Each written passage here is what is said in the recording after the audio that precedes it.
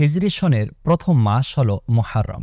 এ বরকতময় মাসের সম্মানের কারণেই এর নাম মুহররম রাখা হয়েছে।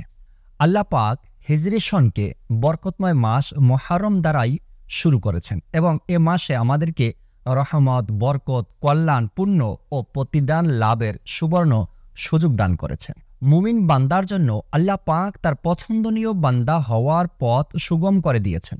হাদিসে পাকে মুহররম মাসের নফল রোজা ও ইবাদতের সম্পর্কে বর্ণনা করা হয়েছে। যেমনটি হাদিসে পাকে বর্ণিত রয়েছে, যে ব্যক্তি মুহররম মাসে এক দিনের রোজা পালন করল, তার জন্য প্রতিটি রোজার বিনিময়ে ৩০টি করে নেকি রয়েছে। অতঃপর অপর এক হাদিসে প্রিয় নবী সাল্লাল্লাহু তাআলা আলাইহি ওয়াসাল্লাম ইরশাদ করেন, রমজান মাসের রোজার পর সবচেয়ে উত্তম রোজা হল মুহররমের রোজা এবং ফরজ নামাজের পর সবচেয়ে উত্তম নামাজ হল কিয়ামুল লাইল অর্থাৎ রাতের নামাজ।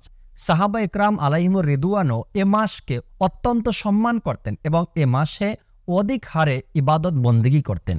এ প্রসঙ্গে হযরত সাইয়েদনা আবু উসমান নাহাদি রাহমাতুল্লাহি তাআলা বলেন, সাহাবা ইকরাম আলাইহিমুর রিদওয়ান এই ৩ মাসের দশকগুলোকে সম্মান করতেন। যেমন নাম্বার ১ রমজানের শেষ ১০ দিন, নাম্বার ২ জিলহজের প্রথম ১০ দিন, আর নাম্বার ৩ মুহররমের প্রথম ১০ দিন।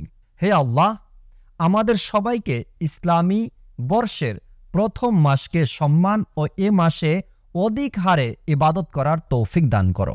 আমিন বিজাহিন নবিল আমিন সাল্লাল্লাহু তাআলা আলাইহি ওয়াসাল্লাম।